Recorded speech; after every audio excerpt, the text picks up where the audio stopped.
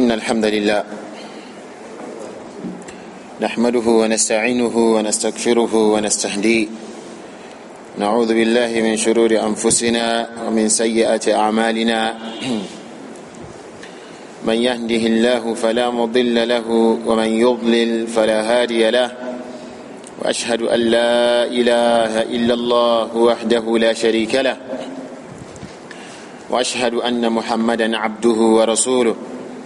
صلوات الله وسلامه عليه وعلى آله وصحبه ومن انتهج نهجه إلى يوم الدين أما بعد فالسلام عليكم ورحمة الله وبركاته adúpẹ́ fún Ọlọ́run Ọba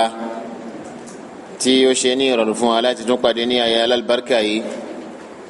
tọrọ àlékún ìkẹ́ àti ìgẹ̀ fún òjíṣẹ́ ńlá Muhammad sallallahu ta'ala alayhi wa alihi wa sallam àlékún ìkẹ́ Ọlọ́run àti ìgẹ̀ rẹ̀ kí ó máa bá òjíṣẹ́ náà àti àwọn ará ilé rẹ̀ àti àwọn ọ̀rẹ́ rẹ̀ àti àwọn olùgbàgbọ́ òdodo tí wọ́n tẹ̀lé ìlànà rẹ̀ títí di ọjọ́ gbẹ̀ndẹ̀ al-qiyamah kí Ọlọ́run Ọba kí ó máa ṣàì kàwá kún wọn. lẹ́yìn bí idhnillahi ta'ala ó tẹ̀síwájú nínú àlàyé láti inú tírà aqidatu tawhid ní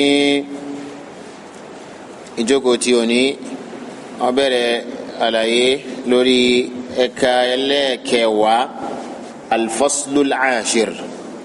fi ar-ruqa wat-tama'im nínú ohun tó ní láti ṣe pẹ̀lú ohun tí wọ́n ń pè ní ar-ruqa ìyẹn jam'u ruqya yẹn àdúà ṣíṣe láti fi wá ìwòsàn wat-tama'im jam'u tamima òun náà ni ohun tí a lè tú sí òǹdè wọ́n ní àfọwọ́nìtìrà ní alákọ̀ọ́kọ́ òun náà ni ar-ruqa wọ́n ní jam'u ruqya wọ́n ní àkójọpọ̀ gbólóhùn ruqya ni wa hiya al-'awdhatu allati yurqa biha sahibu al-afati kal-humma was-sara wọ́n ní òun náà ni ohun tí a fi wá ìṣọ́ tàbí ìwòsàn fún ẹni tí ó ní àléébù kan tàbí ìlera kan gẹ́gẹ́ bí ibà àti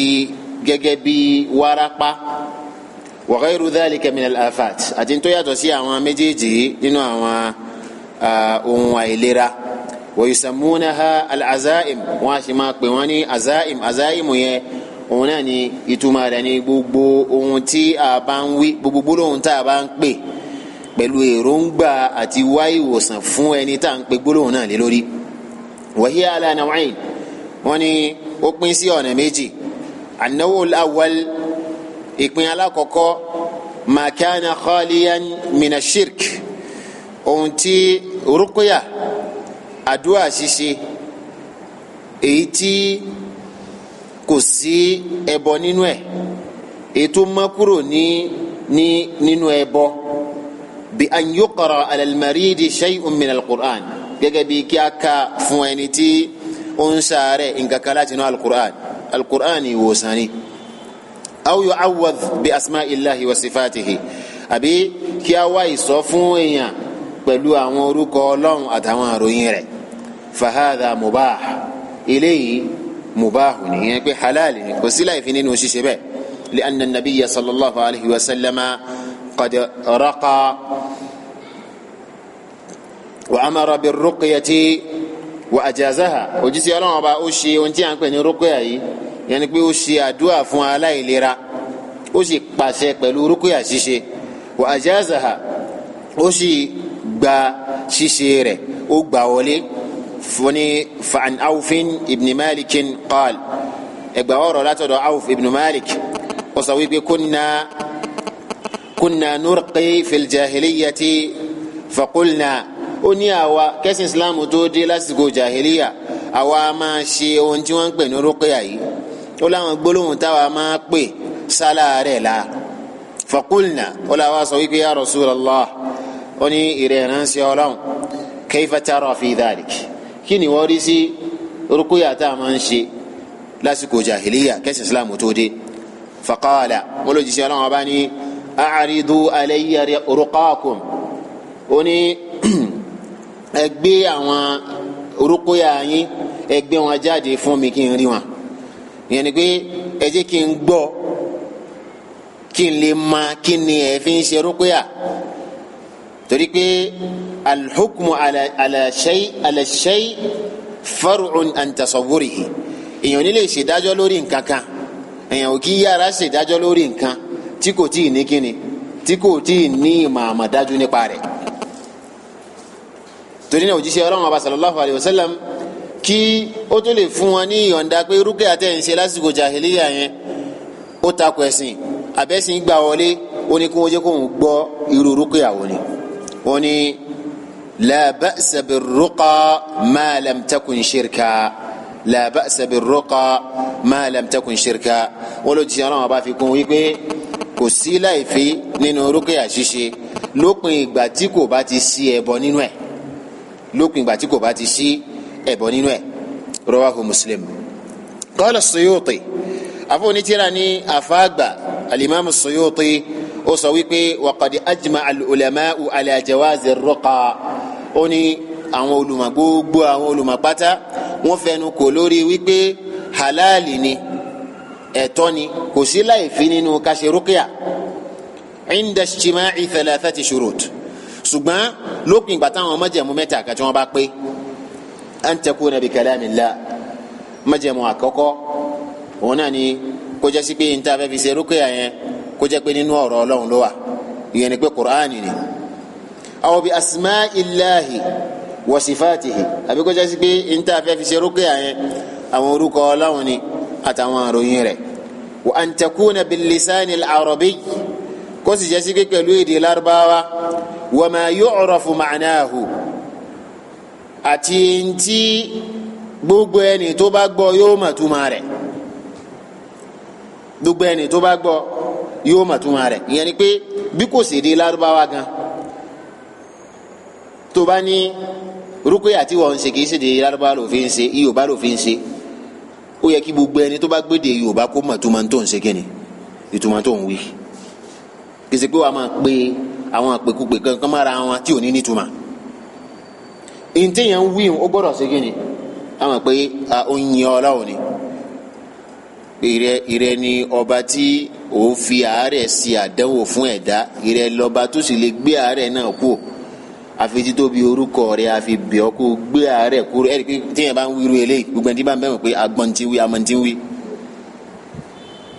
kì í sàwọn èdè kan tí ó ní di dictionary kan gbà kó lè yé ẹ̀yìn mọ̀ọ́mọ́ yóò ọ̀rọ̀ fún màánà ó gbọ́dọ̀ jẹ́ sí pé tí ẹni tí bá ń gbọ́ yóò mọ̀ pé tí wọ́n ń wí lélẹ̀ òní wa an yu'taqada anna ar-ruqyata la tu'athir bi dhatiha bákan náà ká ní àdìọ́ kan wípé rúkìá yẹn fúnra rẹ̀ kò nípa lára fúnra rẹ̀ kò nípa kankan tó lè kó lára ẹni tí à ń ṣe fún bal bi taqdirillahi ta'ala nǹkan tó lè jẹ́ kó ní ìpalára ẹni tá à ń ṣe fún òun náà ni pẹ̀lú kíni pẹ̀lú agbára Ọlọ́run. ó ní wa kayfiyatuha an tuqra wa yunfatha ala al-marid ó ní báwo ni wọ́n sì ṣe rúkúyà yìí òun náà ni pé a ó ka rúkúyà náà a ó sì ṣe kíni a ó sì fẹ́ sí aláàárẹ̀ lára a ó fẹ́ sí aláàárẹ̀ lára aw yuqra'u fi ma'in wa yusqahu al-marid tàbí kí a ó kà sínú omi kí aláàárẹ̀ náà kó ṣe kíni kó mú kama jaa fi hadithi Thabit min Qais gẹ́gẹ́ bó ṣe wà nínú hadithi Thabit ọmọ Qais ó ní anna an-nabiyya sallallahu alayhi wa sallam akhadha turaban min Buthan wọ́n ní Thabit ọmọ Qais yìí wọ́n ní ó ṣe àárẹ̀ òjíṣẹ́ ńlá Muhammad sallallahu alayhi wa sallam ó bẹ̀wò wọ́n ní Buthan yìí agbègbè kan ní ìlú Madina wọ́n lọ jí ṣe Ọlọ́run bá bu ìpẹ́ ní Buthan ní àdúgbò Buthan yẹn wọ́n ní faja'alahu fi qadahin wọ́n ní òjíṣẹ́ Ọlọ́run bá wá da ìpẹ́ náà sínú igbá kan wọ́n ní thumma nafatha alayhi bima'in wa sabbahu alayhi wọ́n ní lẹ́yìn náà ni òjíṣẹ́ Ọlọ́run bá ó ṣe kíni ó ṣe nafath ìyẹn náà ni pé kéèyàn ka nǹkankan kéèyàn wá fẹ́ atẹ́gùn ẹnu èèyàn lẹ́yìn ìgbà téèyàn ka yẹn tán sínú omi tàbí igbá ó ní wasabbahu alayhi ó lè jíṣẹ́ Ọlọ́run bá wá da ìpẹ́ náà ó dalẹ̀ lórí àwọn olùmọ̀ nígbà tí wọ́n ṣe sharhu hadithi wọ́n ní ìpẹ́ náà wọ́n mixi rẹ̀ pọ̀ mọ́ omi òjíṣẹ́ Ọlọ́run bá sallallahu alayhi wa sallam máa fẹ́ atẹ́gùn sínú ìpẹ́ náà wọ́n á dà sí ara aláàrẹ̀ eléyìí ni kayfiyya kíni eléyìí báyìí ni wọ́n ṣe ruqya mímọ ká fẹ́ atẹ́gùn rẹ̀ sí ara ẹni tí a kà fún tàbí ká sínú omi kí ẹni tí kò ní àlàáfíà yẹn kó mú tàbí ká ṣe irú èyí tí òjíṣẹ́ ńlá Muhammad sallallahu ta'ala alayhi wa sallam tó ṣe nínú hadithi Thabit ibn Qais ó lè ní ìpín àkọ́kọ́ nínú ọ̀nà méjì tí rúkúyà ṣíṣe tó pín sí ìyẹn ni pé rúkúyà tí ẹ̀sìn farama òun náà ni pé a gbọ́dọ̀ mọ̀túmọ̀ntò wí ìmọ̀ kó jẹ́ pé ó kọ Ọlọ́run ni kó jẹ́ pé ọ̀rọ̀ Ọlọ́run kó jẹ́ pé àwọn àyà Kùránì ló ń kà àbí kó jẹ́ pé àwọn orúkọ Ọlọ́run ìlò ń pè àbí kó jẹ́ sí pé àwọn ẹyin Ọlọ́run ìlò fi ń ṣàtẹ̀gùn a gbọ́dọ̀ gbọ́ àgbọ́yé ìntò ń wí rúkúyà ò gbọ́dọ̀ jẹ́ nǹkan kan téèyàn ń wí tí ò nítumọ̀ àbí tí wọ́n bá bi léèrè ìtumọ̀ rẹ̀ tí wọ́n á rí èmi nìkan ni mo lè tu èmi nìkan ni mo mọ tí mò ń wí ó gbọ́dọ̀ jẹ́ sí pé ntó nítumọ̀ ni. ẹlẹ́ẹ̀kejì ma lam yakhlu mina shirk ìpín àkọ́kọ́ lè tó jẹ́ sí pé kò sí ẹbọ ṣíṣe nínú rẹ̀ Ọlọ́run ni a pè orúkọ Ọlọ́run la kà gbogbo ẹni àyà Kùránì la kà fún ẹni yẹn sínú omi tó mu orúkọ Ọlọ́run àtàwọn ìròyìn rẹ̀ ńlá pè tọ́yì. ẹlẹ́ẹ̀kejì ma lam yakhlu mina shirk èyí tó jẹ́ sí pé ẹ ò ní ṣe àfẹ́kù ẹbọ nínú rẹ̀ òun ni náwó ẹlẹ́ẹ̀kejì nínú rúkúyà òun ni wàhíyà rúkà allati yusta'anu fiha bi ghayrillah òun náà ni rúkúyà èyí tó jẹ́ sí pé wọn a máa wáyé ìrànlọ́wọ́ nínú ṣíṣe rẹ̀ pẹ̀lú nǹkan mìíràn tó yàtọ̀ sọ́lọ̀ min du'a'i ghayrillahi wal istighathati bihi wal isti'adhati bihi látàrí pé wọ́n pe nǹkan mìíràn tó yàtọ̀ sọ́lọ̀ wọ́n ṣe alápáǹtètè ìwá ìrànlọ́wọ́ lọ́sọ́dọ̀ nǹkan mìíràn tó yàtọ̀ sọ́lọ̀ wọ́n wá ìsọ́ lọ́sọ́dọ̀ nǹkan mìíràn tó yàtọ̀ sọ́lọ̀ karruqa bi asma'il jinn gẹ́bí máa ṣe rúkúyà pẹ̀lú àwọn orúkọ àlìjànú ní ọjọ́ sí pé òun ló wọ́pọ̀ jùlọ òun àlìjànú ń lò láti fi lé àlìjànú tí àlìjànú tó sì fẹ́ lé yẹn tó bá ju agbára àlìjànú tó fẹ́ fi lé lọ kí ni ó ṣẹlẹ̀ yóò máa wà ń bẹ̀ náà ni. ní pé ẹni tí ń wá rúkúyà lọ sí ọ̀dọ̀ irú ẹni bẹ́ẹ̀ ń ó dákún wàhálà rẹ̀ ni. torí àlìjànú ni wọ́n máa fi ṣe kíni ni wọ́n máa fi lé àlìjànú kì í sọ Ọlọ́run làwọn ń pè pé ok àwọn wọn a máa ṣe muamala pẹ̀lú àwọn àlìjànú wọn ìmọ̀ wọn ó jinlẹ̀ nípa àlìjànú àti agbára wọn torí pé wọ́n ń ṣe muamala pẹ̀lú àwọn àlìjànú oríṣiríṣi àwọn ọlọ́kan ọ̀jọ̀kan ìrúbọ onáà ni wọ́n ti ṣe fáwọn àlìjànú wọn yẹn sọ àwọn àlìjànú ni wọ́n máa fún wọn ní ọlọ́kan ọ̀jọ̀kan information nípa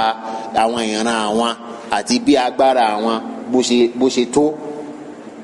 torí náà tí wọ́n bá gbé alálìjànú dọ́dọ̀ rẹ̀ òun ní àwọn àlìjànú tí wọ́n ń ṣiṣẹ́ fún tí wọ́n bá halẹ̀ má àlìjànú tí ń bẹ lára ẹni tí wọ́n gbé wá eléyìí haram ni torí pé àlìjànú kan kò ní rẹ́ńdà sáfíìsì fẹ́ni kankan àyàfi lẹ́yìn ìgbà tí ń tọ̀ wọ́n bá ṣe gíní tí ń tọ̀ wọ́n bá ṣe bọ́ sọ́lọ̀. wọ́n ní karruqa bi asma'il jinn gẹ́gẹ́ bí máa ṣe rúkúyà pẹ̀lú orúkọ àwọn àlìjànú aw bi asma'il malaika tàbí pẹ̀lú orúkọ àwọn malaika wal anbiya'i was salihin àtàwọn nabi Ọlọ́run àtàwọn èèyàn dáadáa wọ́n ní fa hadha du'a'un li ghayrillah wọ́n ní eléyìí pípe nǹkan míì tó yàtọ̀ sọ́lọ̀ wọn bá ní wọ́n ní wa huwa shirkun akbar eléyìí ẹbọ tí ó tóbi ni téèyàn bá dán rí ẹ̀wò èèyàn ti dágbére fẹ́sìn rẹ̀ nù kọ́nà kó sọ wa. aw yakunu bi ghayri lisani al-arabi aw bima la yu'rafu ma'nahu àbí kó jẹ́ sí pẹ̀lú èdè kan tí èsì èdè Lárúbáwá ni tàbí gan tó bá jẹ́ sí pẹ̀lú èdè tí èsì èdè Lárúbáwá ni ma la yu'rafu ma'nahu kó jẹ́ sí pé ntí ń wí gan àkúkú gbọ́ èdè tó lóun fọ̀ èdè tiwa náà ni ṣùgbọ́n ntí ń wí òye wa. li'annahu yukhsha an yadkhulaha kufrun aw shirk kí ló fà tí àwọn olùmọ̀ fi gbogbo àwọn májàmú yìí sí náà ni wípé ìpayà kí ẹbọ tàbí kúfùr kó má wọnú ìntàpẹ̀ ní rúkìá wala yu'lamu anhu tó sì jẹ́ sí pé a ò ní ṣe kíni a ò ní fura sí. wọ́n ní fa hadha an-naw'u min ar-ruqyati mamnu'. ó ní irú rúkìá yìí nǹkan tí sẹ́rí àṣekìnì tí sẹ́rí àkọ́ ni tí ó sì yẹ kí a jìnà sí. torí náà tá a bá fẹ́ ṣe rúkìá kò sí nǹkan kan tó special.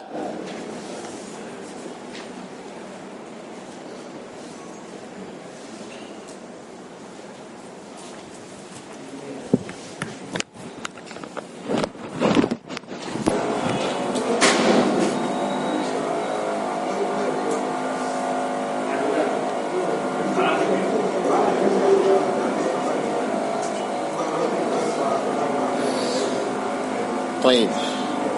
الحمد لله gẹ́gẹ́ bí àlàyé tí à ń bá bọ̀ ní abẹ́ ohun tó ní láti ṣe pẹ̀lú ìdájọ́ rúkìá. a ṣe àlàyé síwájú wípé rúkìá yìí ó pín sọ́nà méjì. alákọ̀ọ́kọ́ nínú ẹ̀ wọ́n náà ni èyí tí wọ́n jẹ́ sí pé ọlọ́run la pè nínú ẹ̀ tí a ò sì wá orogún fún ọlọ́run ọba nínú ẹ̀ nínú gbogbo gbólóhùn tí a lò. ẹlẹ́ẹ̀kejì náà ni èyí tí ìwá ìrànlọ́wọ́ nǹkan kan tó yàtọ̀ sí ọlọ́run ọba bá wà nínú ẹ̀ ìyẹn haramu ni tí ó dẹ̀ yẹ kí a jìnà sí. ní abẹ́ faslul ashiri yìí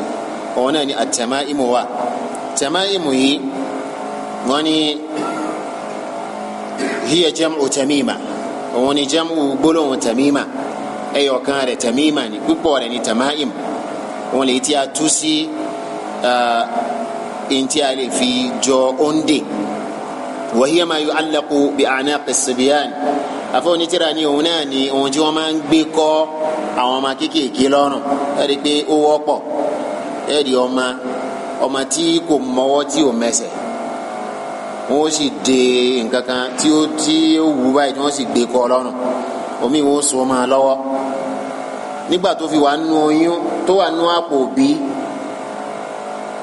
tí ìyá tí olóyún ẹ̀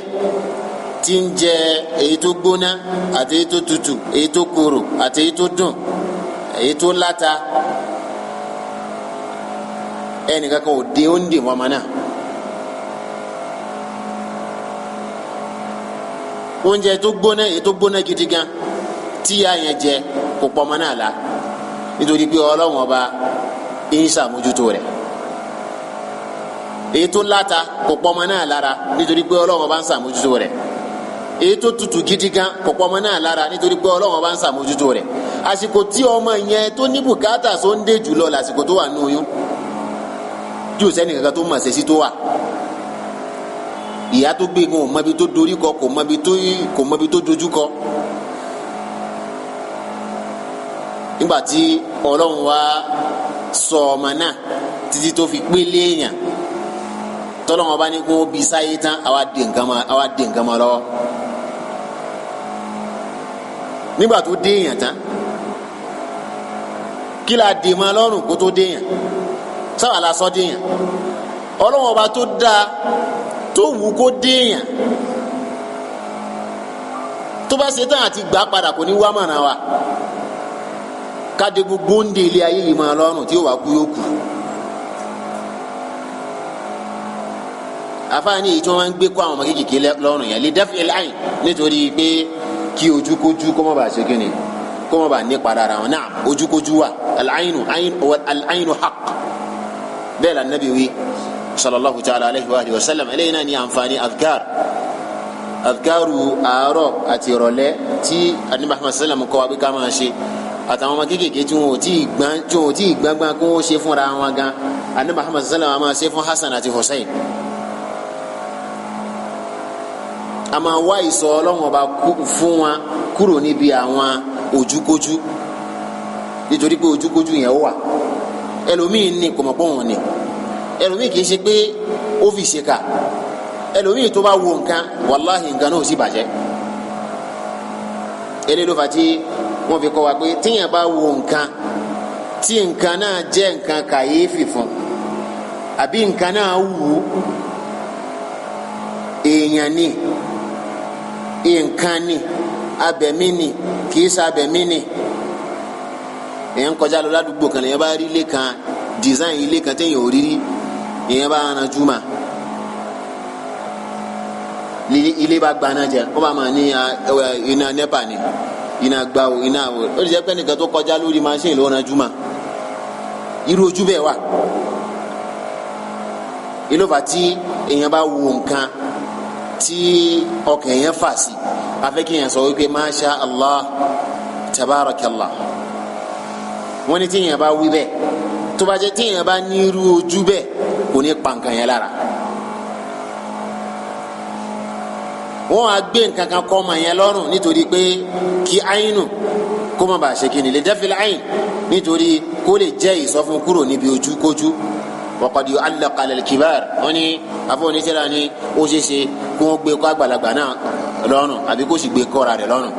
mina rijali wa nisa nínú àwọn kìnìún àtòbẹ̀ni wa huwa ala naw'ayn eléyìí náà pín sọ́nà méjì an-naw'ul awwal mina tama'im ìpín àkọ́kọ́ nínú àwọn ohun tí a ń pè ní tama'im ohun tí ó fi ara jọ oúnjẹ yìí oni ma kana min al-Qur'an ètò jẹ́ síbi láti inú Qur'an ni bi an yuktaba ayatin min al-Qur'an aw min asma'illahi wa sifatihi wa yu'alliquha lil-istishfa'i biha gẹ́gẹ́ bí kí wọ́n kọ àwọn aya Qur'an tàbí àwọn orúkọ Ọlọ́run àtàwọn àròyìn rẹ̀ kí wọ́n gbé kọ́ ara látàrí pé ń wá ìwòsàn pẹ̀lú ẹ̀ فهذا النوع قد اختلف فيه العلماء في حكم تعليقه على قولين wọ́n ní àwọn olùmọ̀ọ́sẹ̀ àpẹẹnu nípa arú eléyìí lórí ọ̀rọ̀ méjì ìyẹn ni pé tabadi téèyàn wé nǹkan kankan tó fi òwú wé abúfasọ wé ó wá gbé kọ́rùn àbóso má pa tabadi bilé rí pé ìwo tó lélẹ̀ tó wá tu tó níṣẹ́ rí kúlà ó rọ́bì falak àti kúlà ó rọ́bì násì ní bẹ́ẹ̀ nù rẹ̀ wọ́n ní kí ni ìdájọ́ ọdún bẹ́ẹ̀ wọ́n náà olùmọ̀ọ́sẹ̀ àpẹẹnu lórí irú eléyìí lọ́nà méjì wọ́n ní gbólóhùn àkọ́kọ́ òun náà ní aljawaz arínú àwọn olùmọ̀ tí wọ́n sọ wípé kò sí láì fi nínú kí èèyàn kọ nǹkan kan nínú Qur'an bóyá kọ ayatul kursi bóyá kọ àwọn súra méjèèjì tí èèyàn fi máa ń wá ìsọyìn al-mu'awwidhatayn falaq àti nas àbí nǹkan kan nínú Qur'an gbogbo ẹ̀ ọ̀rọ̀ Ọlọ́run ó kọ nǹkan kan nínú Qur'an ó wá wí ó wá gbé kọ́rùn wọ́n ní kò sí láì fi nínú eléyìí wa huwa qawlu Abdullahi ibn Amr ibn al-As nínú àwọn sàábì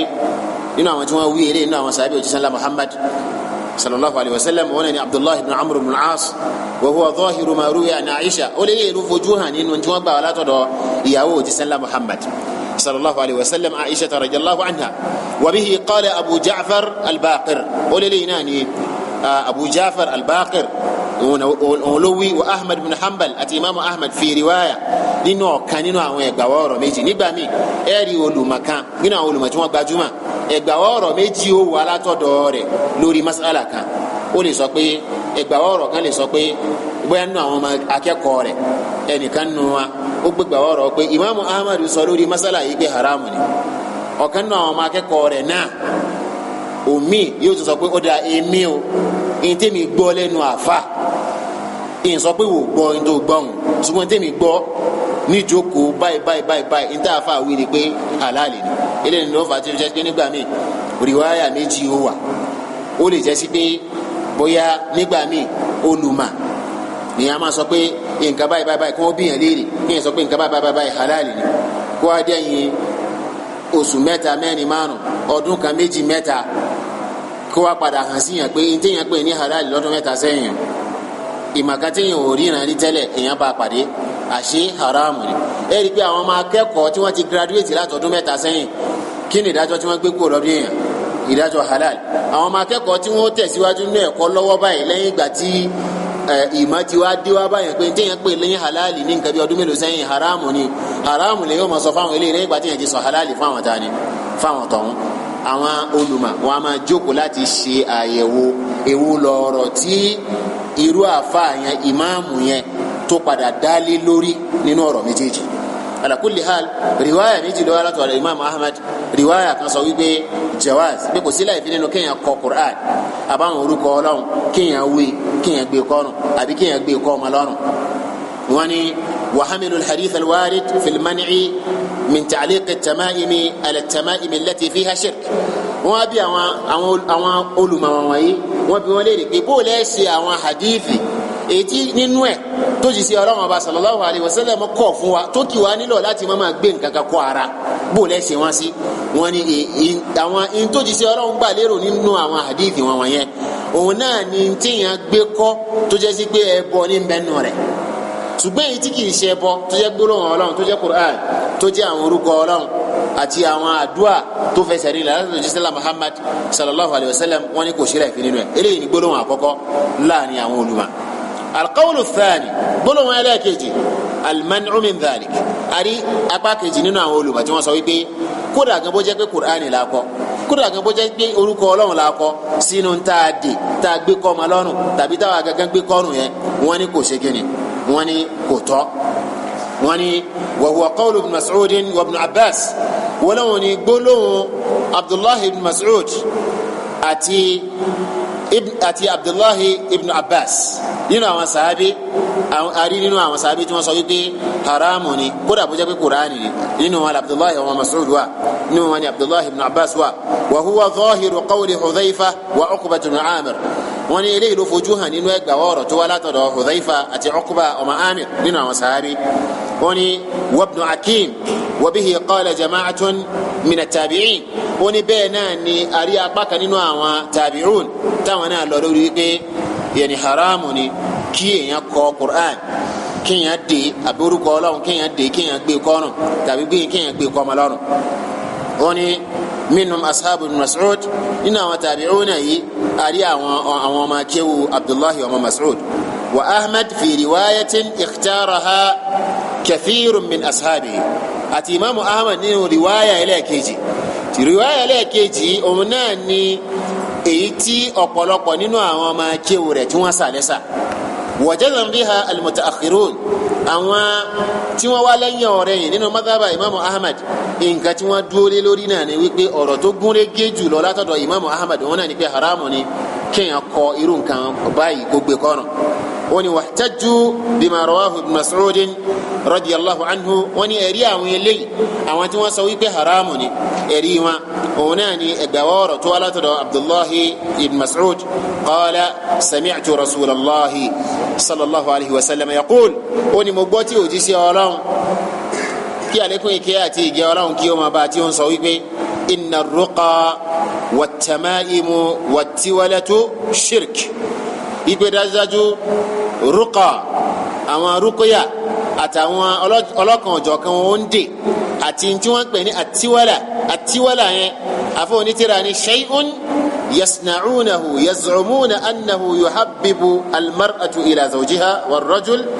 ila imra'atihi ó ní nǹkan kan ní tí wọ́n máa ń ṣe tí wọ́n máa ń sọ wípé a máa mú kóbìnrin kó nífẹ̀ẹ́ ọkọ rẹ̀ a sì máa mú kọkùnrin kó nífẹ̀ẹ́ ìyàwó rẹ̀ wọ́n ní òjíṣẹ́ Ọlọ́run bá sọ pé gbogbo eléyìí shirk ni wọ́n tá a bá wo hadith yìí dáadáa a ò rí pé a ti ṣe àlàyé síwájú lẹ́ẹ̀kan pé rúkúyà pín sọ́nà méjì èyí tó jẹ́ halali wa òun lè tó jẹ́ pé Qur'ani àti àwọn orúkọ Ọlọ́run èyí tó jẹ́ pé haramu wa òun lè tẹ́ bọ́ wọnú rẹ̀ tá a bá wo hadith yìí dáadáa a rí pé òjíṣẹ́ Ọlọ́run bá ó kó pọ̀ ó ní inna ruqa wat-tama'im wat-tiwalatu shirk ó ní gbogbo ẹ̀ ẹbọ ni tàbá wà hadithi náà dáadáa a wà rí i pé kì í ṣe gbogbo ẹ̀ lẹ́bọ nítorí pé èyí tí kì í ṣe ẹbọ ń bẹ nínú rúkúyà ṣíṣe èyí tá nàbì kọ́ wa ń bẹ nínú rúkúyà ṣíṣe yóò wá túmọ̀ sí pé èyí tá nàbì gbà lérò nínú hadithi òun náà lèyí tó bá jẹ́ ẹbọ nínú rúkúyà èyí tó bá jẹ́ ẹbọ nínú òǹdè bákan náà ni àtiwàlà tírẹ́nsìn eléyìí ló fa tí àwọn tí wọ́n sọ gbólóhùn àkọ́kọ́ wípé kì í ṣe haramu ni tí wọ́n fi sọ wípé àwọn hadithi tí ó fojú hàn nínú ẹ̀ pé anabi kọ̀ fún wa wọ́n ní níta anabi gbà lérò pẹ̀lú ẹ̀ ni pé ìtẹ́bọ́ bá ṣe kíni ìtẹ́bọ́ bá wọnú ẹ̀ wọ́n ní wa hadha huwa as-sahih liwujuhin thalatha àbọ̀ onítìrà ó ní ọ̀rọ̀ ẹlẹ́ẹ̀kejì àwọn tí wọ́n sọ pé haramu ni ó yẹ ká jìnnà sí kódà bó jẹ́ pé Kùránì la kọ sínú ẹ̀ ó lóun ní ọ̀rọ̀ tó gúnrégé jùlọ liwujuhin thalatha ó ní kí ni ìdí tó fi jẹ́ sí pé ọ̀rọ̀ yìí ló gúnrégé jùlọ a ó rí pé eléyìí ni nǹkan tí wọ́n pè ní al-amanatu ilmiya amana ìmànú ẹ rí pé nínú gbólóhùn àkọ́kọ́ ara àwọn sàábì gan tí wọ́n sọ pé kì í ṣe haram gẹ́gẹ́ bó ṣe yẹ sí pé nínú gbólóhùn ẹ̀kejì ara àwọn sàábì tí wọ́n sọ pé haramu eléyìí ni wọ́n pè ní amana ìmà ìtìyẹn bá mà ní mà haramu ni kéèyàn ṣe kíni kéèyàn fi pamọ́ ìyẹn ni pé àfọ onítìrà yìí kìí so onífẹ̀ẹ́nu ẹ rí i pé lọ́wọ́ parí ibi tí òun fì sí tọkàn rẹ̀ balẹ̀ sí pé òun ní ìdájọ́ tó gúnrégé òun náà ní pé haramu ni tó bá jẹ́ lómi ni yóò dáwọ́ bo ọ̀rọ̀ àwọn tí wọ́n sọ pé kíni àwọn tí wọ́n sọ pé halali ni yóò dáwọ́ bo nítorí kẹ́ ẹ má bàa mọ̀ pé àwọn àfáà kan bẹ tí wọ́n wí bẹ́ẹ̀ ṣíṣe bẹ́ẹ̀ náà ṣíṣe bẹ́ẹ̀ nínú sinaa ìmà haramu ni kéèyàn dáwọ́ bo ìmà kan haramu ni ṣùgbọ́n àfọ onítìrà ní ọ̀rọ̀ tó gúnrégé jùlọ òun náà ni wípé jíjìnà sí gbígbé nǹkan kan kọ́ra ẹni lọ́rùn tàbí gbígbé kọ́ma lọ́rùn kódà bó jẹ́ pé nǹkan yẹn Kùránì ni kódà bó jẹ́ pé nǹkan yẹn àwọn orúkọ Ọlọ́run ní ń bẹ nínú rẹ̀ òun lọ̀rọ̀ tó gúnrégé jùlọ ó ní nítorí àwọn ìdí mẹ́ta ó ní alákọ̀ọ́kọ́ umumu nahyi wala mukhassis lil umum ó nítorí pé ìkọ̀fúnni tó wá yẹn ìkọ̀fúnni ti gbogbogbò ni tá ò sì rí ẹ̀rí kan tó ṣàdáyanrí rẹ̀ sẹ́yìnsìn ìkọ̀fúnni ti gbogbogbò ni tá ò rí ẹ̀rí kan tó ṣàdáyanrí rẹ̀ ó ní ẹlẹ́ẹ̀kejì saddu dhari'a fa innaha tufdi ila ta'liqi ma laysa mubahan ẹlẹ́ẹ̀kejì náà ni wípé dídí ọ̀nà aburú nítorí pé tá a bá ṣílẹ̀kùn káwọn èèyàn máa kọ Kùránì kí wọ́n máa kọ Kùránì kí wọ́n máa gbé kọ́ra wọn lọ́rùn àbí kí wọ́n máa gbé kọ́ ọmọ wọn lọ́rùn pẹ̀lú orúkọ ìsọ́ bóyá pẹ̀jú Ayatul Kursi pé tẹ́ bá kọ́ tẹ́ wé tẹ́ dé tẹ́ gbé kọ́rùn kì í ṣe haramu ni àbí tẹ́ gbé kọ́ ọmọ lọ́rùn kì í ṣe haramu ni lápẹ̀júwe ó ní a ó ṣílẹ̀kùn aburú sílẹ̀ ó láwọn èèyàn ó tàtàrà yẹn tó bá wá yá gẹ́gẹ́ bó ṣe yẹ sí pé nǹkan òun ló ń ṣẹlẹ̀ lónìí àwọn èèyàn ó padà wá máa kọ eŋti èsè gíní eŋti èsè Kùránì láti kọ dí ọ̀nà yẹn òun náà ní pé ká kọ̀ fáwọn èèyàn láti má ṣe rárá nítorí kó má bàa ṣokùnfà káwọn èèyàn lọ máa ṣe kó lọ máa kọ eŋti èsè Kùránì kó máa gbé kọ́ra. ó ní al-thalith ìdí ẹlẹ́ẹ̀kẹta náà ni wípé annahu idha allaqa shay'an min al-Qur'an faqad yamtahinuhu al-mu'alliqu bihamlihi ma'ahu fi hali qada'i al-hajati wal-istinja'i wa nahwi dhalik. ó ní nínú àwọn ìdí tó fà tó fi jẹ́ sí pé n tó fi dáa jùlọ ní pé ká jìnà sí òun náà ni pé téèyàn bá gbé Kùránì kọ́rùn àbúrúkọ Ọlọ́run ó gbé kọ́rùn ó kọ̀ nǹkankan nù Kùránì ó dé ó gbé ó fi kọ́rùn àbó dé mọ́wọ́ àbó gbé kọ́ ọmọ lọ́rùn ó ní faqad yamtahinuhu al-mu'alliq ó lè ṣe é ṣe kó jẹ́ sí pé ẹni tó gbèrú nǹkan bẹ́ẹ̀ kọ́rùn kó yẹpẹrẹ nǹkan náà bóun ni ó ṣe yẹpẹrẹ ó ní látàrí pé bihamlihi ma'ahu fi hali qada'i al-haja kó máa gbé wọ àyè ẹ̀gbin lásìkò tó bá fẹ́ bí àbùkátà rẹ̀ awil istinja àbí ó fẹ́ ṣe ìmára ó fẹ́ tọ̀ kíní yẹn ó dẹ̀ wà lára rẹ̀ yóò sì gbé lọ àyè tó ti lọ́tọ̀ ó ní nítorí wa nahwi dhalik àtàwọn nǹkan tí ó fi ara pẹ́ eléyìí tó ṣe kó jẹ́ sí pé káwọn èèyàn má lè ṣàmójútó rẹ̀ ọ̀rọ̀ Ọlọ́run sì ni tí wọ́n gbé sára àbúrúkọ Ọlọ́run ní nǹkan tí ń bẹ lára wọn ó ṣe kí wọ́n gbé lọ àyè ẹ̀gbin àti bẹ́ẹ̀ bẹ́ẹ̀ lọ. eléyìí ni àlàyé tí a fà ṣe ní abẹ́ eléyìí wípé èyí tí ọ̀rọ̀ tó fi gúnrégé jùlọ náà ni pé ká ṣe kíni ká jìnà sí nínú irú ìṣesí báyìí tí àwọn olùmọ̀ yapa inú tá a rí nínú àwọn sàábí tí wọ́n sọ pé kò ṣe láìfi a rí nínú àwọn sàábí tí wọ́n sọ pé láìfi wà tá a bá rẹni tó ṣe a ò ní ṣe kíni a ò ní kọ̀ fún ṣùgbọ́n àkànlé pa kí n ṣe rẹ̀ pé má gbé lọ àyè ẹ̀gbin sọ́yẹ́nsì má gbé lọ àyè ẹ̀gbin má sì yẹpẹrẹ rẹ̀ má pé orúkọ Ọlọ́run ló ṣe kíni ló gbé kọ́rùn ṣùgbọ́n èyí tó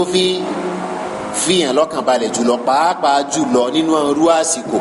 ẹ rí i pé àwọn Abdullahi ibn Mas'ud Abdullahi ibn Abbas àti bẹ́ẹ̀ bẹ́ẹ̀ lọ láti àsìkò wọn làwọn àṣẹ ti sọ pé èèyàn gbọ́dọ̀ sí ká tó wá pé irú àsìkò tiwa tòní tó jẹ́ sí pé gbogbo tí wọ́n bá fi èdè Lárúbáwá kọ òun náà ní kíni iná ní Kùránì gbogbo tí wọ́n bá ti fi èdè Lárúbáwá kọ iná Kùránì torí pé àyèmọ̀ kan ó gba ayé kan wọn a máa tan àwọn èèyàn pé à Kùránì náà la kọ torí pé wọ́n fi arafi tó jọ èdè Lárúbáwá wọ́n fi ṣe kíni wọ́n fi kọ́ kódà bó jẹ́ orúkọ àlìjànú pàápàá jùlọ fún ẹni tó jẹ́ sí pé ó dìgbà tó bá lọ ọ̀dọ̀ ẹlòmíì ni wọ́n tó kọ́ fún ntí tó fi fihàn lọ́kàn balẹ̀ jù ni pé kéèyàn má ṣe kíni kéèyàn má dàn o torí pé tó bá kọ nǹkan míì fún ọ tiẹ̀ bọ̀ ọ̀nà tùmọ̀ tó bá jẹ́ sí pé fúnra rẹ̀ ló kọ́ o ma kó sí Kùránì kó kọ Ayatul Kursi jáde fúnra rẹ̀ o ma kó sí Kùránì kó kọ Suratul Falaq Suratul Nas jáde fúnra rẹ̀ ewu tó wà nínú bẹ́ẹ̀ ó lè ṣe kíni ó lè ṣe fi ewé ma ṣùgbọ́n èyí tí ó fi fihàn lọ́kàn balẹ̀ jùlọ nítorí kí wọ́n má bàa kẹ́fín èyí tí ò yẹ sí ọ lápèjúwe ń sìn ẹni tí ó gbajúmọ̀ pẹ̀lú wípé Ọlọ́run ọba kẹ́ ó jìnà sí gbogbo orú nǹkan bẹ́ẹ̀ kó wá fẹ́ sàlùwàlá lọ́jọ́ kan kéyìí tó wá dè má pa Ayatul Kursi tó dè má pa kó wá sàn wálẹ̀ ọmọ ìyá kan wá rí nígbà tó sáré fà á padà pé lágbájá àsọ̀ndé ń bẹ lára rẹ̀ a sì ń wò pé ẹlẹ́sìn ni èmi ò kírun lẹ́yìn rẹ̀ mọ́ o kì í sì sọ̀ndé Ayatul Kursi yìí ni ó ṣokùnfà fìtínà fúnri ara rẹ̀ nù kì í ṣe dandan kí n tọ̀ ọ́n bí ọ léèrè pé kí ni ń bẹ́ẹ̀ nù èyí tí tó dè má pa òun àbí kí ni ń bẹ́ẹ̀ nù èyí tó gbé kọ́rùn kì í ṣe dandan kí èèyàn bí ọ léèrè àwọn èèyàn ó wà máa ro ti èsì tiẹ̀ wọ́n máa ṣe kí ni wọ́n máa ro sí ọ ilé ìbàjẹ́ pé tó fi rọrùn jù òun náà ní pé tá a bá dá alámàdínà padà sí orí ìsẹ̀mí òjíṣẹ́ ńlá Muhammad sallallahu alayhi wa sallam òun ni Ọlọ́run bá sọ Kùránì fún kalẹ̀ fún òun ló máa àǹfààní Kùránì ju gbogbo wa lọ bó o ló lò ṣé irú lílò yìí ń bẹ nínú lílò tá nàbí lò sallallahu alayhi wa sallam a rí pé kò sí nínú lílò tá nàbí lò a rẹ nìkan kan mẹ́rin wá pé anabi a máa kọ Kùránì tí ó dé pé kẹ́nìkan gbé kọ́rùn a rí torí náà èyí tó fi fìyàn lọ́kàn balẹ̀ jù ní pé ká ṣe kíni ká jìnà sí. afaani an-naw'u ath-thani min at-tama'im ẹlẹ́ẹ̀kejì nínú àwọn ohun tó ní láti ṣe pẹ̀lú òǹdè yìí òun náà ni allati tu'allaqu ala al-ashkhasi ma kana min ghayri al-Qur'an èyí tí àwọn èèyàn tí wọ́n máa ń gbé kọ́ra wọn lọ́rùn èyí tí wọ́n tó ń ṣiṣẹ́ látàrí nǹkan kan tí ó yàtọ̀ sí al-Qur'an wọ́n ní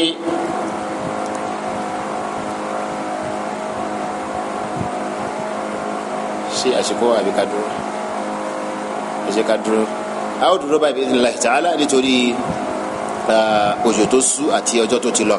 tó lọ́ba sọ àjíjókòó tí ó ń bọ̀ lọ́wọ́ abẹ́rẹ́ a ó ṣe àlàyé nípa àwọn oríṣi òǹdè míì táwọn èèyàn máa ń ṣe látàrí nǹkan míì tó yàtọ̀ sí Qur'an tí ó yẹ ká ṣe kéde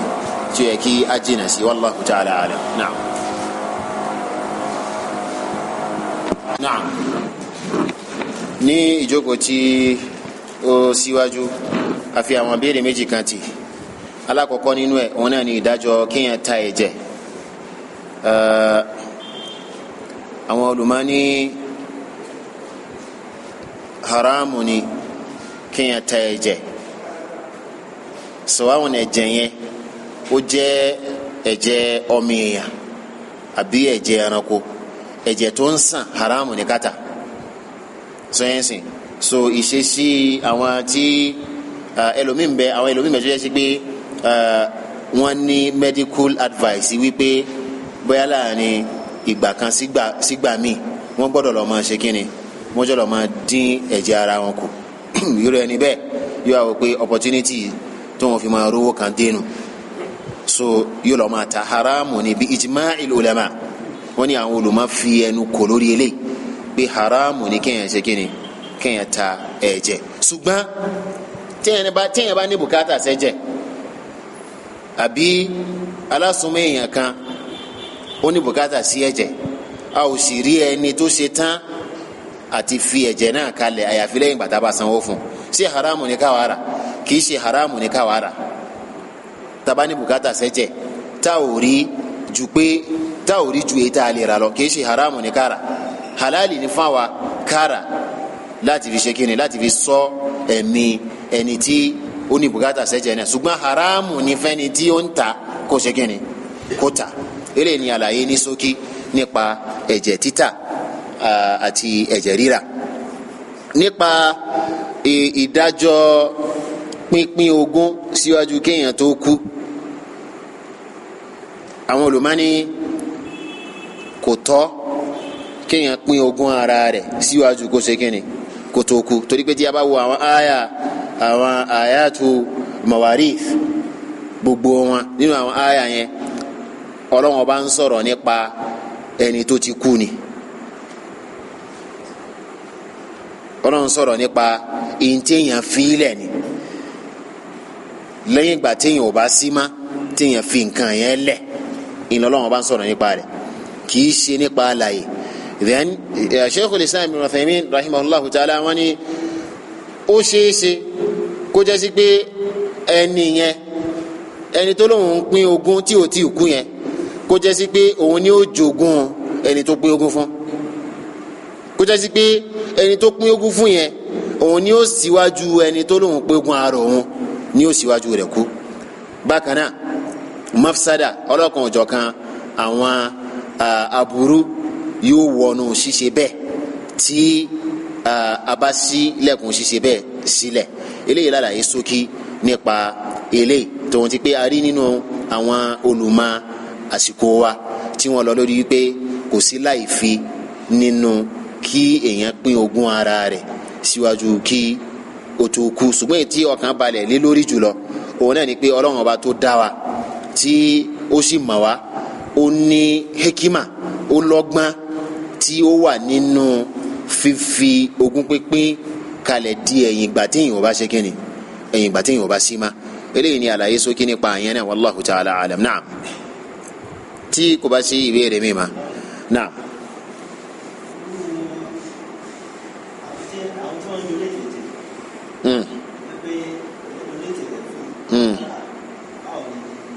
wọ́n ta ẹni tó donate ẹ̀jẹ̀ tó pẹ́yìn dà tí wọ́n ta lẹ́yìn rẹ̀ kò sí láì fi títà lórí rẹ̀ sẹ́yìnsì kò sí láì fi títà lórí rẹ̀. Bákan náà àwọn olùmọ̀mẹ́lu bá ẹni tí wọ́n máa ń fún yàn láti fi ṣèyàn lákin wípé èèyàn lọ donate ní kí ẹ ṣe pé èèyàn lọ ta èèyàn lọ donate nínà ṣùgbọ́n nígbà tó donate tí wọ́n ní eléyìí NGO là wa eléyìí gbogbo ẹni tó bá donate a máa ń fún wọn ní haramu ni kò gbà torí pé kì í ṣe pé wọ́n pàdé rẹ̀ lójú títì ni wọ́n fún ọ ó sá nídìí tí wọ́n fi fún ọ ìdí tí wọ́n sì fi fún ọ náà ni pé ó fẹ́ jẹ́lẹ̀ so yẹn sìn wallahu ta'ala alam wa aleykum salaam tula naam naam naam naam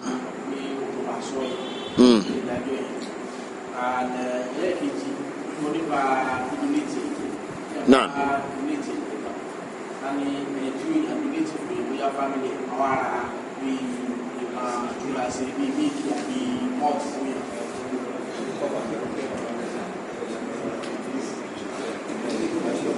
téèyàn bá lágbára àti ra fún rí ara èèyàn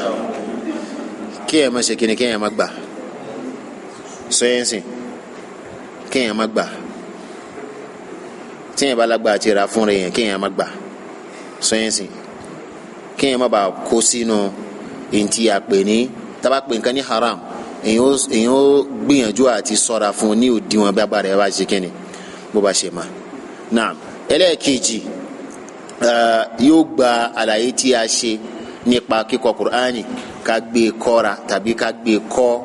ọmọ lọ́rùn gbígbé ká kọ Ayatul Kursi ká lè máa ra lé ẹlòmíì ó kọ láàmì sàásà láàmì sàásà yóò gba ìdájọ́ àlàyé tí a ṣe síwájú tí àwọn olùmọ̀ ṣe àlàyé pé èyí tó fi fìyà lọ́kàn balẹ̀ jù ní pé ká ṣe gé ni ká jìnnà sí wallahu ta'ala alam wa aleykum salaam naam.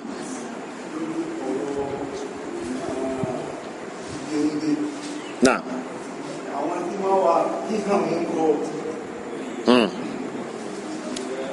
kéèyàn hàn aya Qur'ani àbúrúkọ Ọlọ́run kéèyàn hàn kéèyàn fọ̀ kéèyàn mú eléyàn náà ó bọ́ sábẹ́ àlàyé tí a ṣe síwájú ó bọ́ sábẹ́ àlàyé tí a ṣe síwájú nípa kíkọ kágbékọ ìyapa ẹnu tó wà láàrin àwọn olùmọ̀ nípa rẹ̀ irú ìyapa ẹnu tó wà láàrin àwọn olùmọ̀ nípa yẹn náà ni ètò fífi yẹn lọ́kàn balẹ̀ jùlọ pàápàá jùlọ ntí àlàyé tí Sheikh Saleh Fawzan tí wọ́n ń ṣe ni wípé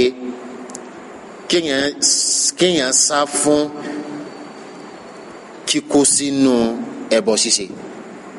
tó bá jẹ́ sí pé èèyàn lèyìn ó hàn fúnra èèyàn ó gbé Kùránì síwájú ó hàn Suratul Fatiha fúnra rẹ̀ ó fọ ọmú ó gbé Kùránì síwájú ó hàn Ayatul Kursi fúnra rẹ̀ ó fọ ọmú tàbí ẹnìkan tó dọ́ lójú tí ò sí rẹ́gbẹ̀rẹ́gbẹ́ lọ́wọ́ rẹ̀ lóní dàkú bá hàn Ayatul Kursi ló gbé tàdá fún àti kí ni wọ́n pè pé bá hàn Ayatul Kursi ó sì gbá ó fọ ọmú lórí ọ̀rọ̀ àwọn olùmọ̀ àkọ́kọ́ tí a sọ yẹn kò ní sí láì fi nínú kíni nínú síbẹ̀ lóògbà tó bá ti jẹ́ sí pé Kùránì ní kíni Kùránì ní nǹkan tí èèyàn kọ tí èèyàn fọ̀ tí èèyàn mú ṣùgbọ́n èyí tó fi fìyàn lọ́kàn balẹ̀ jù ní pé kéèyàn ṣe kíni kéèyàn jìnnà sí wallahu ta'ala alam naam naam naam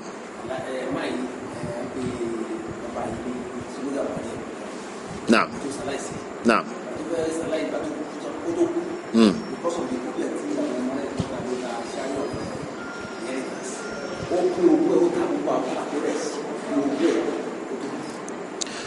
ó bùn wọn ní àbópin ní pípín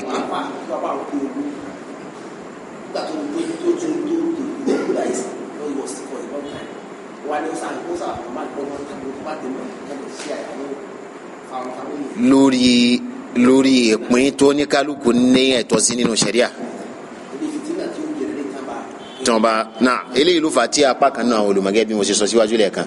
fìtínà yẹn ipe tí èèyàn bá envisage fìtínà sọ yẹn sìn ṣùgbọ́n ìyẹn ò dí fìtínà lọ́wọ́ kò dí fìtínà ìyẹn gan ni ó jẹ́ kí fìtínà lágbà pàápàá jùlọ nínú irú àwọn àsìkò tiwa yìí irú ogún pínpín bẹ́ẹ̀ ó rọrùn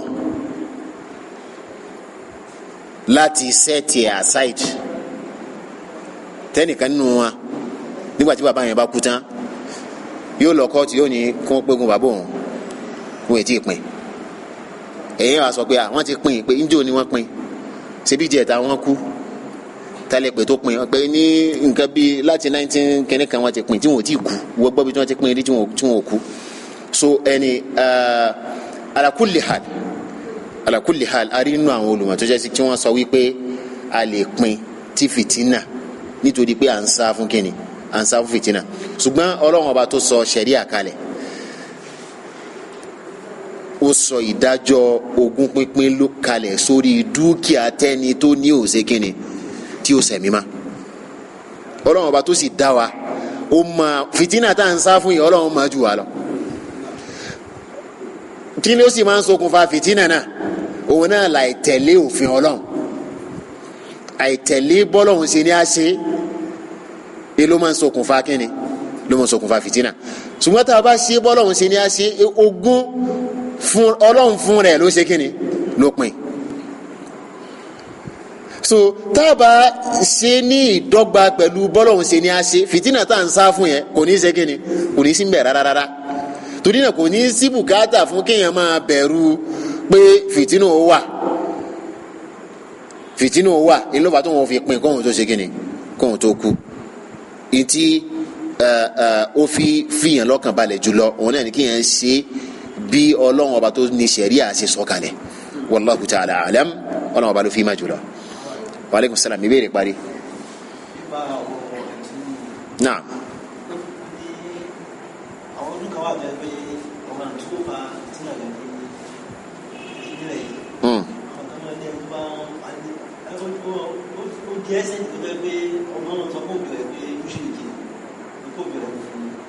Hantu.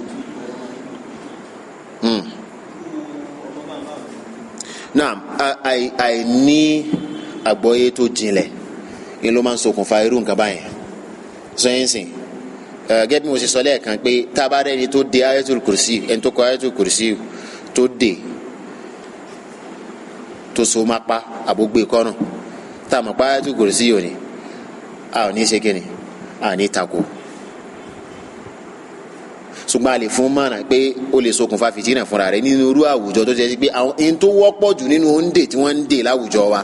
òun náà lè tí ì ṣe kíni yẹ pé tẹ́ ẹ bá tu ní tẹ́ ẹ bá ń bẹ̀.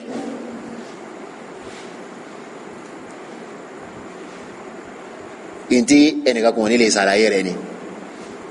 kò jọ Kùránì kò jọ orúkọ Ọlọ́run kò jọ ọ̀rọ̀ Ọlọ́run so ẹni tó wá de ayatul kursi òun náà yóò ṣokùnfà kí wọ́n máa kẹ́fín tí èsì tiẹ̀ sí sẹ́yìnsìn ṣùgbọ́n tó bá dáwájú pé ayatul kursi ìlẹ̀yìn bá dé torí pé a rí nínú àwọn sàhábí tí wọ́n sọ pé kò sí láìfi nínú kéèyàn kọ ayatul Kùránì àbí orúkọ Ọlọ́run àti bẹ́ẹ̀ bẹ́ẹ̀ bẹ́ẹ̀ lọ tó ti pé a ní ọ̀rọ̀ tó fi gúnrégé jùlọ ni pé ká ṣe kíni ká jìnà sí sẹ́yìnsìn so tí a bá rẹ́ni tí ó ń ṣe irú nǹkan báyẹn irú àwọn masáìl tí yàpẹ̀ ẹnu wà lórí wọn in tó yẹ ká mójútó nínú irú ìṣesí yẹn ni pé kí ni tí wọ́n ń hàn kí ni wọ́n ń mu sẹ́yìnsìn in tó yẹ ká mójútó láàrin yẹn ni pé kí ni wọ́n ń hàn kí ni wọ́n ń mu tó bá jẹ́ pé nǹkan kí nǹkan bá ní ìrànlọ́wọ́ tá a ṣe fún wa nígbà tí tó bá pàjù rẹ tí irú bẹ́ẹ̀ bá ti wọ̀ lẹ́wù ìrànlọ́wọ́ tẹ́ ẹ ṣe fún ni pé kẹ́ ẹ fún lágbọ́yé pé Kùránì nìkan ló lè ṣe kíni in ló lè mú àwọn ọkọ̀ Ọlọ́run nìkan in ló lè ṣe kíni in ló lè mú ẹ rí i pé tẹ́ ẹ bá ṣe bẹ́ẹ̀ fúnrú ẹni bẹ́ẹ̀ ẹ ti kó yọ kúrò nínú kíni nínú shirk kéèyàn máa mú kó máa han Kùránì kó máa mú ó pé ju kó máa han orúkọ àlìjánu kó máa mú lọ tó bá jẹ́ sí pé ẹ̀ ní rí àǹtú mímu gbà lọ́wọ́ rẹ̀ pátápátá ní tó fi dájú ní pé kẹ́ ẹ ṣe kíni kẹ́ ẹ kọ́ lẹ́kọ̀ọ́ dẹ́n sísọ ìdájọ́ shirk haramu ní lọ́dọ̀ àwọn ahlus sunna wal jamaa káwé èèyàn kan ká sọ pé lágbájá mushiriki ni haramu nínú àkídà ahlus sunna wal jamaa káwé èèyàn kan ká sọ pé lágbájá pẹ̀lú ọkọ rẹ̀ pé lágbájá kèfèrí ni tí èsè Sunday kì í ṣe Joseph òun kèfèrí lòun kò sẹ́ni ìdí kò sẹ́ni dára rẹ̀ láàmú tó bá sọ pé tó bá ń pè ń kèfèrí torí pé kèfèrí ni tẹ́lẹ̀ náà àbùrọ̀ tó máa pè ń kèfèrí bó o ṣẹ̀ṣẹ̀ pè ń kèfèrí ni ṣùgbọ́n orí Abdulrahman ṣùgbọ́n nítorí àwọn nǹkan kan tí ń ṣe kódà bó jẹ́ sí pé dájọ́ nǹkan yẹn kúfúrú ni haramu ni kó sọ pé lágbájá kèfèrí ni ọ́ lágbájá ọ̀ṣẹbọ ni ọ́ kódà bó jẹ́ sí pé o ká iṣẹ́ kínni iṣẹ́ ẹ̀bọ ọmọ lọ́wọ́ ilé ìlàkídà ahlus sunna wal jamaa kódà bó ká iṣẹ́ ẹ̀bọ ọmọ lọ́wọ́ ó kàn lè sọ pé lágbájá iṣẹ́ ẹ̀bọ ń ṣe kínni ń bẹ lọ́wọ́ rẹ̀ ń bẹ nínú iṣẹ́ rẹ̀ ṣùgbọ́n ò lè sọ ìdájọ́ ṣírkù lé ló pé múṣírìkù ni ọ́ àbí káfìrí ni ọ́ haramu ni nínú àkídà ahlus sunna wal jamaa àwọn olùmọ̀ ahlus sunna wal jamaa àwọn lè koko gan lórí eléyìí débi pé àwọn hadith kan bẹ tí wọ́n ní agbára débi pé ẹni tó bá pè yẹn ní kèfèrí hùn ìmánì rẹ̀ ń bẹnu ewu ó súnmọ́ kọ́lọ́hún ti àdánwò fún pẹ̀lú kúfúrú ibi tó lágbára dé ṣùgbọ́n àwọn yẹn fọwọ́ ẹ̀hẹ́ mu èyí ó mọ̀ pé ra rẹ̀ ahlus sunna ṣùgbọ́n inú tó rọ ọlọ́run jù ní pé lágbájá kèfèrí ni lágbájá ọ̀ṣẹbọ ni kódà bí iṣẹ́ ẹbọ ń bẹ lọ́wọ́ èèyàn torí pé kì í ṣe dandan kó jẹ́ sí pé ẹni tí ń ṣiṣẹ́ kúfúrú yẹn kó mọ̀ pé nǹkan tó ń ṣe ó kọ rẹ̀ kíni ó kọ rẹ̀ kúfúrú ni. nínú manhaju ṣẹ̀ríà ẹ̀sìn ọlọ́run sì ni pé ọlọ́run ọba kì í ẹni tí ó mọ̀ ọlọ́run ọba kì í fìyà jẹ. eléyìí wá jẹ́ pé ìyẹn gbọ́dọ̀ ṣe tí wọ́n ń pè ní iqamatul hujja lórí irú ẹni bẹ́ẹ̀ kíyẹn tó lè ṣe kíni kíyẹn tó lè sọ ìdájọ́ lé lórí ẹni tó bá ṣe shirk ẹni tó ṣe tó wí gbólóhùn kúfúrú ní dawla ẹ̀sìn Islam wọ́n lè kó àwọn onímọ̀ jọ àwọn tí wọ́n jinlẹ̀ nínú mà tí tara wọn balẹ̀ tí wọ́n fi hikima bá sọ̀rọ̀ fún ọjọ́ mẹ́ta àárọ̀ ọ̀sán òru ni wọ́n fi ṣe wáàsí fún pé bẹ̀rù Ọlọ́run ó mú àyà wá fún wọn mú hadithi wá fún wọn máa rọ̀ wọn máa tú nítorí kó lè padà lórí kúfúrú tó ṣe yẹ tó bá wá sórí kùkùn tá a pé eléyìí máa ti ń ṣe orí kunkun ní ṣe kèfèrí ló fẹ́ ṣe kò ní fi ti ń ṣe lẹ̀ ìgbà yẹn ní dájọ́ rí dá yóò tó ṣe kíni yóò tó gùn rẹ̀ gẹ́gẹ́ pé èèyàn jẹun ó yóò afẹ́yìntì ẹnìkan ẹrú Ọlọ́run kankan rọra ń fa tẹ̀síbà rẹ̀ pé léèyàn kèfèrí mà ní òun àmà pín kúfúrú àti iṣu eléyìí ọ̀sẹ̀ bọ́ mọ́ni tó bá jókòó mọ̀jẹ̀lísà rẹ̀ lójú títì tí jókòó sí gbẹ̀n tó bá kọjá kèfèrí eléyìí ọ̀sẹ̀ bọ́ ni eléyìí ọ̀sẹ̀ bọ́ ni gbogbo àwọn èèyàn wá di kèfèrí ìwọ nìkan ni mùsùlùmí tó ṣẹ́kù lé ayé eré haramu ni lọ́dọ̀ àwọn ahlu sunna wal jamaa wọn kì í pe èèyàn pé kèfèrí ni ọ́ wọn kì í pe èèyàn pé ọ̀sẹ̀ bọ́ ni ọ́ bí aynihi haramu ni ó sì léwu fẹ́ni tí máa ń ṣerú bẹ́ẹ̀ so ká tó wá pé òbí tó bíyàn tóbi tó bíyàn gan tó bá jọ́sẹ̀ bọ́ ṣé nǹkan àwúrí ni kì í ṣe nǹkan àwúrí nítorí kéèyàn fi síwájú ọlọ́run kéèyàn máa bẹ lọ́run fún kéèyàn sì máa ronú ọ̀nà tí èèyàn ó gbà láti fi ṣe kíni láti fi jẹ́ kí ó yè kódà gan lásìkò tó fẹ́ gbẹbọ lọ́wọ́ ẹ̀ yẹn tó o bá tẹ́ pẹ̀lẹ́ o tún lè kó bínú ọlọ́run torí pé kì í ṣe wọ́n ní í ṣe ẹbọ sí ẹbọ tí sì ń ṣe yẹn kò kọ díẹ̀ tọ́ rẹ̀ tó wà lórí rẹ̀ gẹ́gẹ́ bí òbí bóbi jẹ́ ọ̀sẹ̀ bọ ẹ̀tọ́ rẹ̀ tó ní lórí ọmọ kò sí ní tó tábà ẹbọ yẹn nìkan iná ló kàn ní bá a ṣe tùmọ̀ ó sàpẹ́lẹ̀ rẹ̀ ó ṣe pẹ́pẹ́ fúru fún ó bàbàrà rẹ̀ gbogbo ẹ̀tọ́ tó bí ní lórí ọmọ pátá ó sì wà lórí rẹ̀ ó sì ṣe fún ọ̀ràn yẹn ni torí náà ló fi gbọ́dọ̀ tẹ́ pẹ̀lẹ́ nígbà tọ́rọ̀ bá ní láti ṣe pẹ̀lú tani pẹ̀lú òbí kọ́nà kókó wa máa ń ṣe báyìí ni náà náà àwọn ṣíà kọ náà lẹ́tà lè mọ̀ kó mọ̀ pé ṣíà rẹ̀ àti ìdá àwọn ilé ìṣe tó ní màgá ṣé. òun náà ní pé ní kèfèrí a lè pè wọ́n ní kèfèrí jumlatan ká sọ pé àwọn oní àkídà ṣíà wọn kì í ṣe mùsùlùmí sẹ́yìnsìn ṣùgbọ́n lágbájá yìí a lè sọ pé a mọ̀ pé ṣíà ni ìwọ kèfèrí ni ọ́ torí àti ṣe iqamatul hujja lé lórí sẹ́yìnsìn àwọn apá kan náà olùmọ̀ máa sọ pé láì sí àwọn olùmọ̀ọ́nù wọn tí wọ́n mọ̀ ẹlòmíì bẹ́ẹ̀ sẹ́ pé ó mọ̀ àmọ̀dájú ìfẹ́ nù ni iná ló fà á ti fi ń ṣe èyí tí ń ṣe báyà nítorí àǹfààní ilé ayé kan àwọn èèyàn ọlọ́run mọ̀ wọ́n so tá a bá sọ pé àwọn ẹlẹ́sìn ṣíà àkídà kèfèrí ni kò túmọ̀ sí pé lágbájá tí ń ṣe ṣíà òun fúnra òun ó kọ rẹ̀ káfìrí ni haramu ni kò sọ pé ṣíà lágbájá ṣíà yìí ó kọ rẹ̀ is equivalent to káfìrí torí pé èèyàn ni wọ́n ń pè ní takfirul a'yan kéèyàn singu èèyàn kan jáde pé ìwọ kèfèrí ni ọ haramu ni àyàfi lẹ́yìn ìgbà tó yẹ pé èèyàn yún adájókòó àṣẹ tí wọ́n ń pè ní iqamatul hujja ó mú àwọn ẹ̀rí rẹ̀ wá a fi ẹ̀rí wé ẹ̀rí pẹ̀lú ẹ̀ débi pé ó dá wa lójú pé ẹ̀rí tá a fún un lórí pé ẹ̀sìn yẹn kì í ṣẹ̀sìn Islam tá nàbí gbé wa ni ó yé yékéyéké ó sì tẹ̀lé fẹ́nu